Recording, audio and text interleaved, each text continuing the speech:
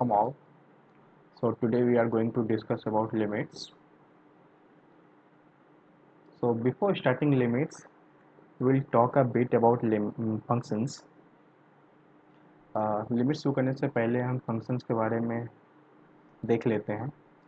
तो functions chapter में हम ग्राफ्स देखेंगे और फंक्शन के डोमेन और रेंज क्या होते हैं वो देखेंगे. तो चलिए शुरू करते हैं. तो फंक्शन को हम रिप्रेजेंट करते हैं एफ से. एफ. तो यहाँ पे जो हमारा x होता है वो एक इंडिपेंडेंट वेरिएबल होता है. इंडिपेंडेंट वेरिएबल कहने का मतलब ये है कि इसमें हम वो वैल्यू पुट कर सकते हैं जिसके लिए फंक्शन हमारा डिफाइंड रहे. जब तक हमारा फंक्शन डिफाइंड है तब तक हम x की हर वो डिफाइंड वैल्यू डाल सकते हैं जिसके लिए फंक्शन हमारा डिफाइंड रहे. और ये जो कंप्लीट एफ एक्स है हमारा, ये डिपेंडेंट वेरिएबल होता है जो कि इस बात पे डिपेंड करता है कि हमने इनपुट क्या डाला है. हम x की वो हर एक वैल्यू डाल सकते हैं जिसके लिए फंक्शन डिफाइंड है.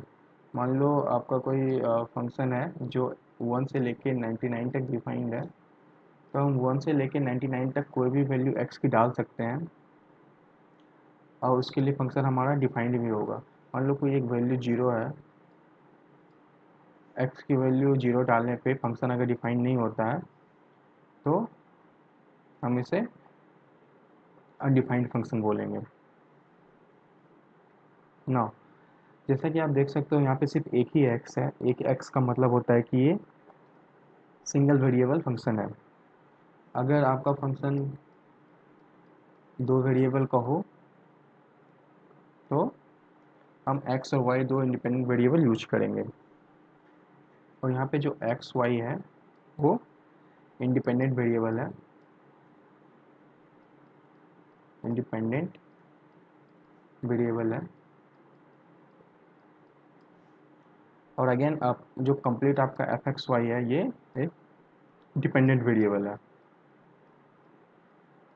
ये एक डिपेंडेंट वेरिएबल है ना.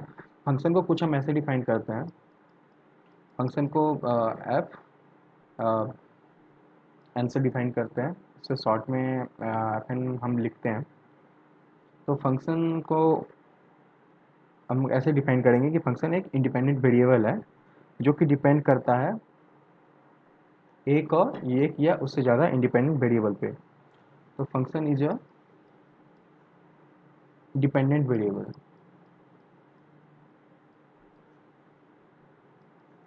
A function is a dependent variable which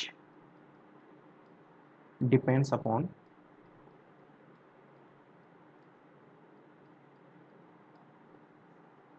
one or more independent variables.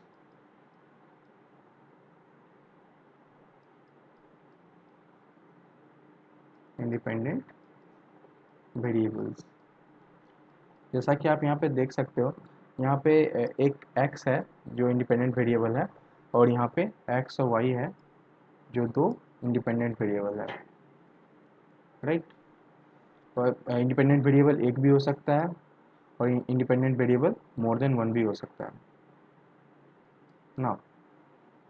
Function define करने के बाद हम अब फंक्शन की रेंज और डोमेन के बारे में बात करेंगे. तो मान लो आपका कोई फंक्शन एफ एक्स है, तो इसका डोमेन और रेंज क्या होगा. डोमेन एक्चुअली वो चीज़ होती है, डोमेन फंक्शन का वो चीज़ होता है जिसके लिए हम x की कोई भी वैल्यू डालें और हमारा फंक्शन जब तक डिफाइंड है तो वो फंक्शन का डोमेन कहलाता है. मीन्स कि फंक्शन अगर 1 से लेके 999 तक डिफाइंड है तो ये फंक्शन का डोमेन कहलाएगा. मीन्स कि x की वो वैल्यू जिसके लिए फंक्शन डिफाइंड है, x की वैल्यू हम जो भी डालें अगर फंक्शन डिफाइंड आता है हमारा तो वो आपका डोमेन कहलाता है पूरे फंक्शन का. और रेंज क्या होता है, जो जब हमने x की वैल्यू डाली और जो फंक्शन का वैल्यू निकल कर आया तो वो हमारा रेंज कहलाएगा। और ये आपका डोमेन।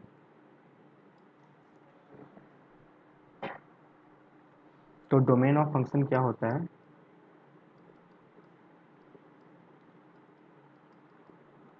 डोमेन ऑफ फंक्शन वो एक्स की वो वैल्यू जिसके लिए फंक्शन डिफाइंड है।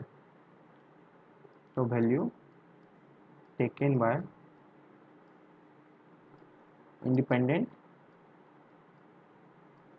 Variables for which function is defined, for which function is defined. Now तो एक एग्जांपल के थ्रू समझने की कोशिश करते हैं कि फंक्शन का रेंज और डोमेन क्या क्या हो सकता है। और डोमेन के बाद रेंज भी डिफाइन कर देते हैं, रेंज ऑफ फंक्शन। तो जैसा कि मैंने बताया कि x की जो वैल्यू डालने पे f(x) की वैल्यू आएगी वो रेंज कहलाएगी फंक्शन की। तो value taken by f(x) is function, value taken by f(x)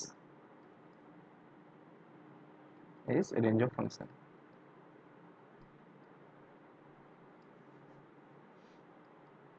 now तो एक एग्जांपल के थ्रू समझने की कोशिश करते हैं। मान लो आपका कोई फंक्शन f(x) है जो कि 1/x के बराबर है। तो उस केस में x की क्या क्या डिफाइंड वैल्यू हो सकती है जिसके लिए फंक्शन हमारा डिफाइंड हो। तो हम देख सकते हैं कि अगर हम 1/0 करें तो ये फंक्शन हमारा अनडिफाइंड हो जाता है। इन्फिनिटी जस्ट एक नोटेशन है अनडिफाइंड को लिखने के लिए, हमें बार बार अनडिफाइंड ना लिखना पड़े इसलिए हम इन्फिनिटी लिख देते हैं। तो x कौन से वैल्यू, ये जो आप ये साइन देखते हो तो ये डिनोट करता है बिलोंग्स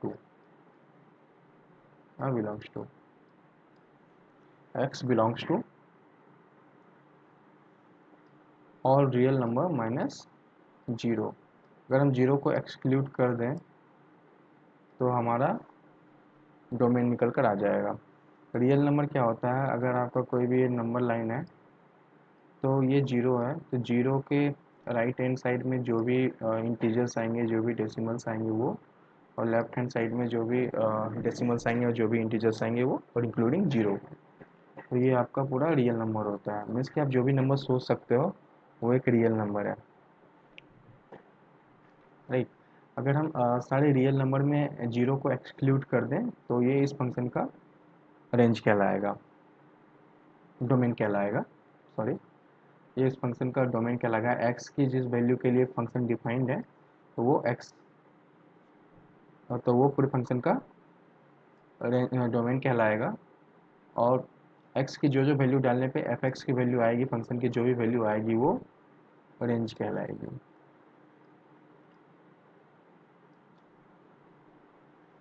ना अब कुछ ग्राफ की बात कर लेते हैं जो कि स्टैंडर्ड्स ग्राफ्स होंगे।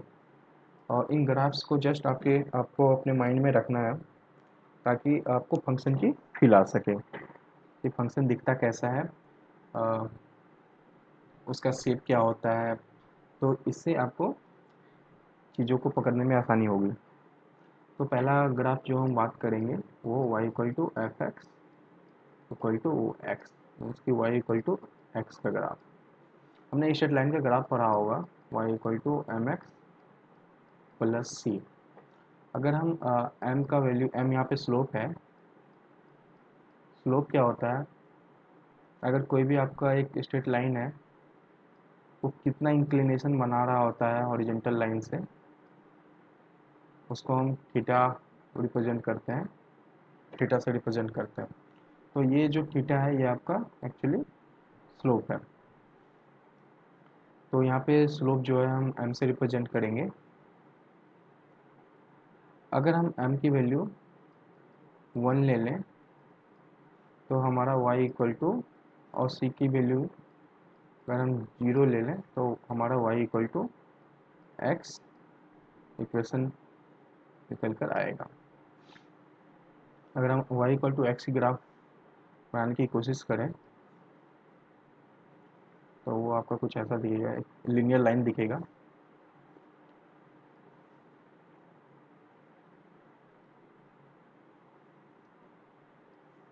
ये हम y एक्सिस मान लेते हैं और ये हम x एक्सिस मान लेते हैं। तो y इक्वल टू एक्स का ग्राफ आपको एक स्ट्रेट लाइन जो कि ओरिजिन से पास होगा, क्योंकि हमने यहाँ पे c की वैल्यू 0 ली है तो इसलिए ये ओरिजिन से पास होगी। तो हमारा यहाँ पे जो y है y equal to F X है और आप यहाँ पे x है। आप देख सकते हो कि अगर हम इसे नंबर लाइन पे डिनोट करने की कोशिश करें, अगर ये 0 है, ये आपका ओरिजिन है 1 2 3 4 5 6, 1 2 3 4 5 6। आप देख सकते हो कि अगर हम x की वैल्यू 2 लें, अगर हम x की वैल्यू 2 लें तो हमारा y का वैल्यू क्या निकल कर आता है, 2। अगर हम x की वैल्यू 4 लें तो हमारा y का वैल्यू क्या निकल कर आता है, वो भी 4 ही आएगा।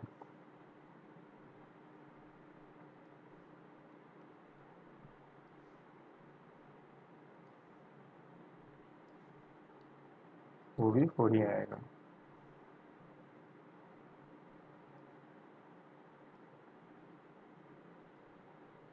तो हम देख सकते हैं कि जब भी x का वैल्यू हमने 2 लिया, तब हमने x का वैल्यू 2 लिया तो हमारा y जो कि एफ एक्स के बराबर है उसकी वैल्यू भी 2 आई, और जब हमने x का वैल्यू 4 लिया तो भी y का वैल्यू 4 आया। मीन्स कि ये एक किसी खास प्रोपोर्शन में इंक्रीज हो रहा है।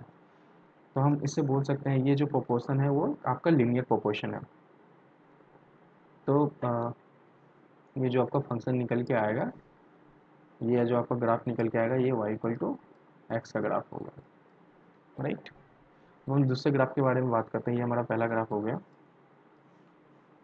तो हम दूसरे ग्राफ के बारे में बात करते हैं। तो दूसरा ग्राफ होगा हमारा y इक्वल टू 1/x का। ये एग्जांपल हमने पहले भी देखा था कि यहाँ पे x जो है 0 के लिए डिफाइन नहीं है। तो इस फंक्शन का डोमेन क्या होगा, x कौन से वैल्यू को बिलोंग करेगा, कंप्लीट रेंज, और उसमें से हम 0 इंक्लूड कर दें तो ये हमारे फंक्शन का डोमेन होगा। नाउ अगर हम ग्राफ की बात करें तो इसका ग्राफ आपको कुछ ऐसा दिखेगा। ये y एक्सिस, ये x एक्सिस,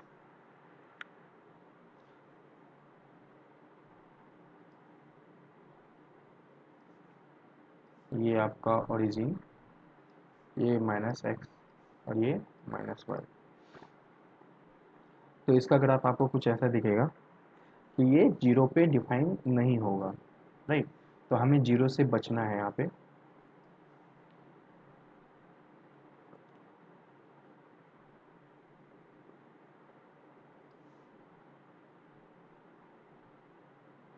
तो इसका ग्राफ आपका कुछ ऐसा निकल के आएगा। इस ग्राफ को आपको अपने माइंड में रखना है ना। ये हमारा दूसरा ग्राफ हो गया ना। तीसरे ग्राफ के बारे में बात करते हैं। तीसरा ग्राफ होगा हमारा y इक्वल टू 1/x² या x की कोई भी इवन पावर वो सिमिलर ही होगी। तो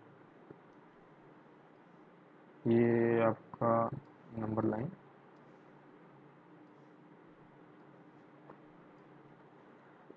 y इक्वल टू x² का ग्राफ आपका ऐसा दिखेगा। ये y एक्सिस, ये x axis,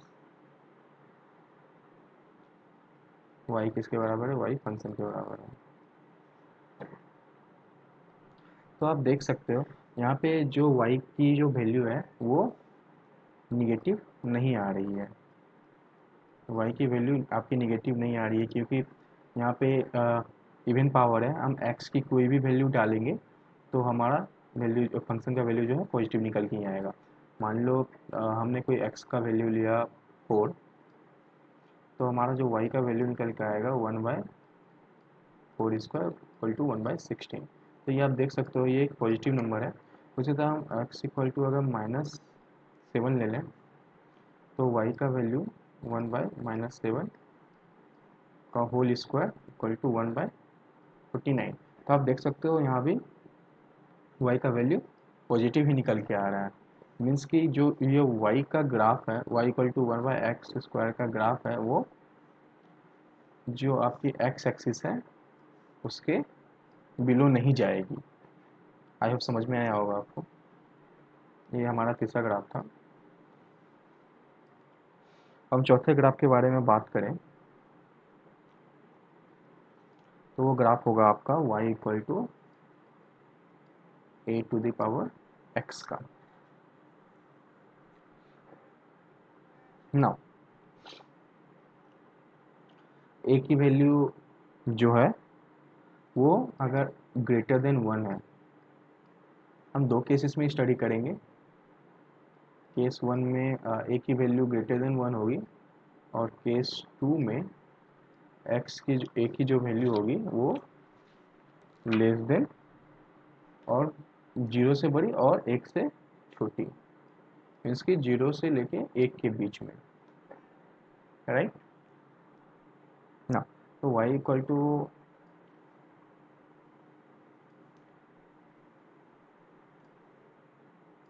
x, y equal to a⁴x का ग्राफ आपका इस केस में जब भी a ग्रेटर देन 1 है तो उस केस में आपका जो ग्राफ है वो बढ़ता हुआ आपको नजर आएगा।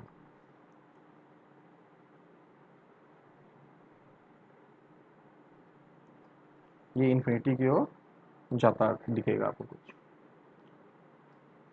ये आपका y एक्सिस, ये आपका x एक्सिस। y एक्सिस जो है वो कंप्लीट फंक्शन के वैल्यू को रिप्रेजेंट कर रहा है यहाँ पे। ये हम x की वैल्यू डालने पे y का हम क्या वैल्यू फाइंड आउट करेंगे। तो हमारा यहाँ पे x जो है वो इनपुट है और y जो है हमारा आउटपुट है। हम x दे रहे हैं, x की वैल्यू फंक्शन में डाल रहे हैं, और हम y इक्वल टू fx प्राप्त कर रहे हैं। ये हमारा आउटपुट है। तो यहाँ पे आप देख सकते हो ये आपका ओरिजिन है। अगर हम x की वैल्यू 0 लें, ये आपकी y एक्सिस है, y एक्सिस पे हमेशा x की वैल्यू 0 आएगी। तो अगर हम x की वैल्यू 0 लें y इक्वल टू ax में, तो a⁴0 और समथिंग टू द पावर 0 हमेशा 1 आती है। समथिंग कोई भी वैल्यू और उस पर पावर अगर हम 0 डाल दें तो वो 1 आती है। समथिंग आपका रियल नंबर है, और रियल नंबर पॉजिटिव भी हो सकता है, नेगेटिव भी हो सकता है, डेसिमल भी हो सकता है, इंटीजर भी हो सकता है, राइट। तो ये अब वैल्यू आपकी 1 निकल के आएगी। तो इसीलिए y equal to x equal to 0 पे जब ये y एक्सिस को क्रॉस कर रही होगी तो ये 1 को काटती हुई जाएगी। तो इस लेक्चर में इतना ही। तो नेक्स्ट की ग्राफ हम आगे के लेक्चर में देखेंगे। Thank you.